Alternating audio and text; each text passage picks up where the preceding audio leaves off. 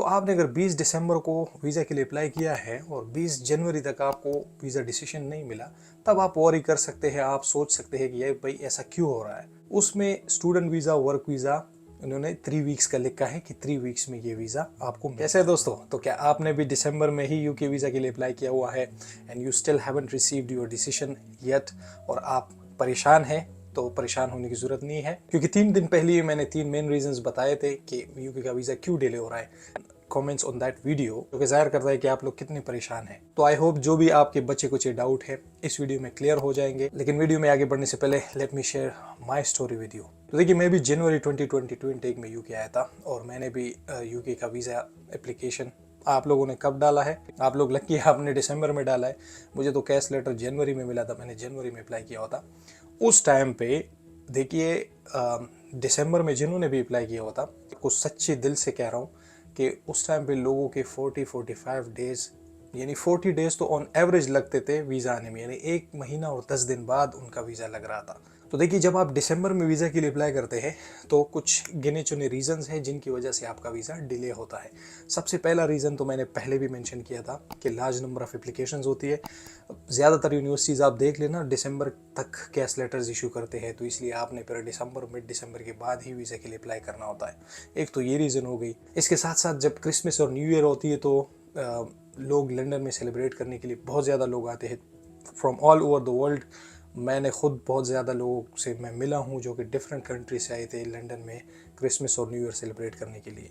तो जाहिर सी बात है उनके वीज़ा प्रोसेस जल्दी करना पड़ता है, क्योंकि यूके की गवर्नमेंट को भी पता है कि इनको ये चीज़ें मिस नहीं करनी चाहिए।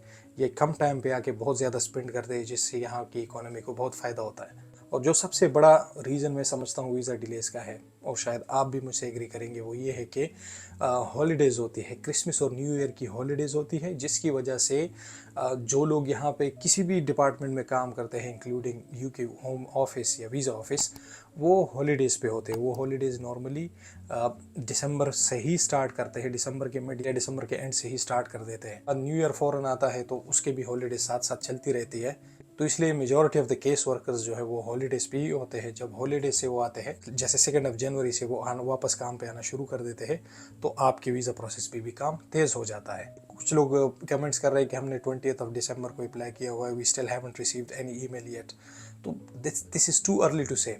देखिए, अगर आप इवन खुद यूके की होम ऑफिस की वेबसाइट पे जाए तो उन पे क्लियरली मेंशन किया गया होता है हर एक वीज़ा कैटेगरी के, आप जब ये वीज़ा अप्लाई करेंगे तो कितने टाइम में आएगा। उसमें स्टूडेंट वीज़ा, वर्क वीज़ा उन्होंने 3 वीक्स का लिखा है कि 3 वीक्स में ये वीज़ा आपको मिलता है।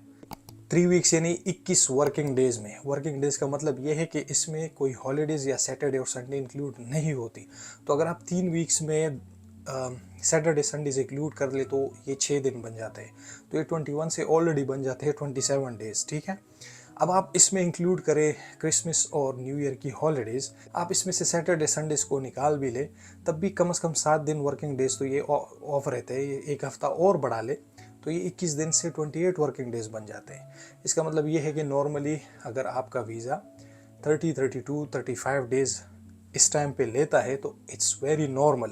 तो आपने अगर 20 दिसंबर को वीज़ा के लिए अप्लाई किया है और 20 जनवरी तक आपको वीज़ा डिसीजन नहीं मिला, तब आप वॉरी कर सकते हैं। आप सोच सकते हैं कि ये भाई ऐसा क्यों हो रहा है। 28 को किसी ने 27 को अप्लाई किया हुआ है इवन, और वो भी जो है वो वरीड है ऑलरेडी कि यार उनको तो कुछ वीज़ा डिसीजन मिल ही नहीं रहा। इतने इतने टाइम में कैसे मिलेगा?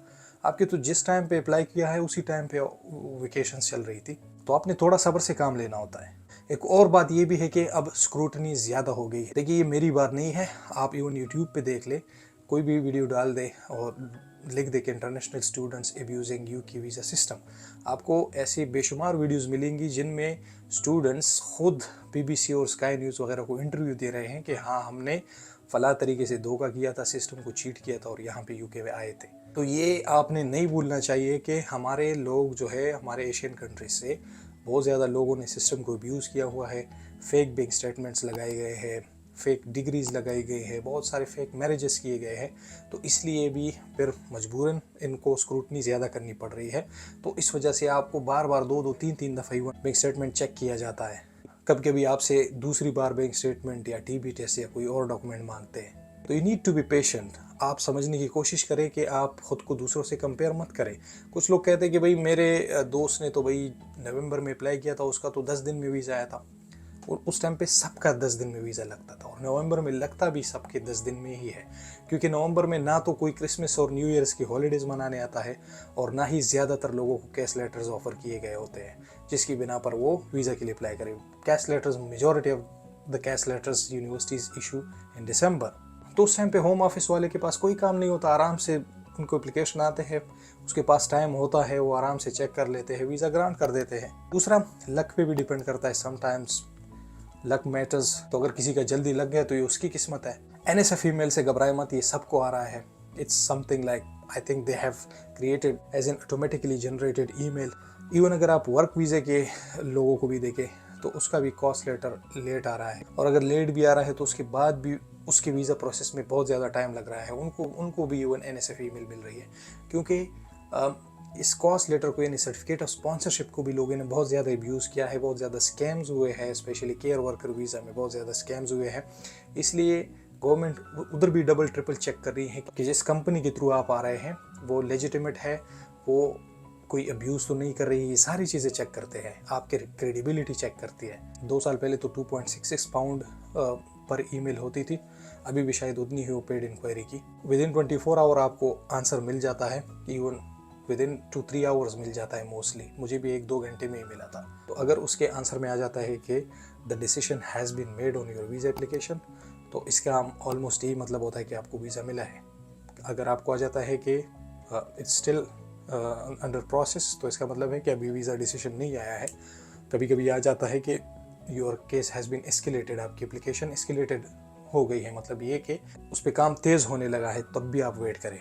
आप उनको कॉल भी कर सकते हैं। कॉल मैंने कभी नहीं किया, लेकिन आप यही तरीका डाल के वेबसाइट पे वहाँ से नंबर लेके कॉल कर सकते हैं। ऑब्वियसली उसके चार्ज लगेंगे, उसके मुझे एग्जैक्टली पता नहीं कि कितने चार्जेस है, वो वहाँ पे भी आप फाइंड आउट कर सकते हैं गूगल से। तो आई नो आप वरीड है, इस चीज़ से मैं खुद गुजरा हूँ, मुझे पता है कि हर एक सेकेंड, हर एक मिनट कितना मुश्किल गुजरता था हम पे। ऑनेस्टली इसके अलावा ना आपका कंसल्टेंट, ना ही कोई और आपके लिए कुछ नहीं कर सकता। सारा कुछ जो है यूके के होम ऑफिस या वीज़ा टीम के पास होता है, वही डिसीजन करते हैं, उसमें कोई इंटरफेरेंस नहीं करता, इंडिपेंडेंट इदारा है, कोई कुछ नहीं कर सकता। तो अगर आपने दिसंबर में अप्लाई किया है, आप वेट करें, आपके क्लासेस स्टार्ट हो रहे हैं, doesn't matter as long as आपका लास्ट एनरोलमेंट डेट जो कि कैश लेटर पे है वो लेट हो। साथ ही साथ अगर आपको लगता है कि आप क्लासेस के लिए अप्रोच नहीं करते, तो आप एक ईमेल जो आपके यूनिवर्सिटी की वीज़ा टीम है उसको भी ईमेल कह के अपनी जो कंसर्न है वो रेज़ कर सकते हैं। उनसे रिक्वेस्ट करें कि आप होम ऑफिस को जो है वो बता दें कि भाई मेरे क्लासेस स्टार्ट हो रहे हैं, मैं I am still waiting for my decision, और फिर मैंने सफ़र की तैयारी भी करनी है, मैंने शॉपिंग करनी है, सारा कुछ करना है। तो I hope they can help you as well. तो आई होप इस वीडियो से आपको थोड़ी बहुत हेल्प मिली होगी कि ये सिचुएशन क्यों है, आपका वीज़ा क्यों डिले हो रहा है। और एक रिक्वेस्ट लास्ट में आपसे कि प्लीज़ चैनल को ज़रूर सब्सक्राइब करें, मेरी मोटिवेशन बढ़ेगी इस तरह की वीडियोस बनाने के लिए। अभी रात के 2 बज रहे हैं, लेकिन मैंने बहुत ज़्यादा कमेंट्स देखे और मेरे जहन में था कि आज मैंने वीडियो मस्ट बनानी है ताकि मैं कल सुबह रिलीज़ करूँ। तो आप लोगों के लिए मेरी वीडियो बनाई। अब आपका फ़र्ज़ बनता है कि आप चैनल को सब्सक्राइब करें और ये वीडियो अपने दोस्तों के साथ ज़रूर शेयर करें जो कि आपको लगता है कि वो भी वरीड है। अपनी दुआओं में याद रखिएगा। I will see in the next video. अल्लाह हाफिज़।